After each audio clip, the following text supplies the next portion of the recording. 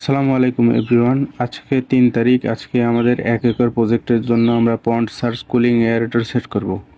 এ ধরনের এয়ারেটর আমাদের রংপুরে না থাকার কারণে এটা আমাদের বাইরে থেকে অর্ডার দিয়ে আনতে হয়। তো আমি অর্ডার দিয়েছিলাম আমার এক পরিচিত ভাই, শিশির ভাইয়ের কাছে।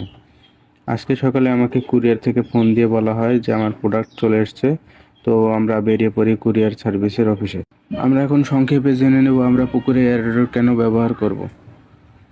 পুকুরে কখনো অক্সিজেন স্বল্পতা হবে না। পুকুরের দূষিত গ্যাস অ্যামোনিয়া, হাইড্রোজেন সালফাইড সহ অন্যান্য গ্যাস দূর করে এবং পুকুরের সকল দূষিত পদার্থকে পুষ্টি পদার্থে রূপ দেয়। মাছ ভেসে মারা যাওয়ার কোনো ভয় থাকে না। মাছের দেহ দ্রুত বৃদ্ধিতে সহায়তা করে। মাছের খাদ্য হজমে সহায়তা করে। স্বাভাবিক ঘনত্ব থেকে এয়ারেটর ব্যবহার করলে দ্বিগুণ ঘনত্বে মাছ চাষে দেয়া যায়। দ্বিগুণ ঘনত্বে মাছ চাষে দেওয়ার ফলে একই পুকুর থেকে আমরা দ্বিগুণ থেকে 2.5 গুণ পর্যন্ত মাছ বেশি উৎপাদন করতে পারি। যাই হোক, আমরা রংপুর শাপলা চত্বরে পৌঁছে গেছি। আর আমাদের রংপুরে অনেক বৃষ্টি হচ্ছিল। আমরা একটা দোকানের বারান্দায় দাঁড়িয়েছিলাম। বৃষ্টি ছাড়ার পর আমরা সুন্দরবন কুরিয়ার সার্ভিসের অফিসে ঢুকে ওনাদের সাথে কথা বলছিলাম। আমাদের কন্ডিশনে কিছু টাকা ছিল, সেগুলো আমি গুনে দিচ্ছিলাম।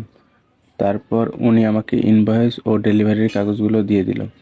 তারপর আমি মালামাল যেখানে দেয় মানে সেখানে গিয়ে যে দায়িত্ব ছিল তাকে কাগজগুলো দেওয়ার পর সে আমাকে প্রোডাক্টের কাছে নিয়ে গেল।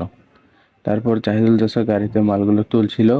তারপর আমরা খাওয়া দাওয়া শেষ করে বাড়ির উদ্দেশ্যে রওনা দিলাম। বাড়িতে পৌঁছে প্রথমে বস্তা খুলে দেখছিলাম, তো এখানে একটা মোটর ভেসে থাকার জন্য একটা নৌকা টাইপের একটা জিনিস ছিল, আর ছিল একটা পাখা।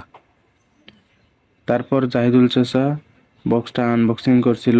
এখানে অনেক ভালো মানের একটা মোটর ছিল, 2 HP মোটর।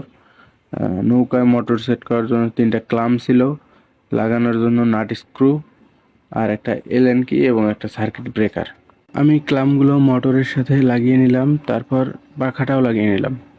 তারপর আমরা সবাই মিলে মোটরটা ড্রামে বসিয়ে দিলাম।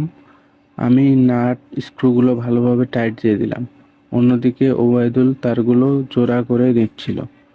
আমি পুকুরে নেমে এয়ারেটর বাঁশের খুঁটির সাথে ভালোভাবে বেঁধে দিলাম যাতে নাড়াচাড়া না হয়।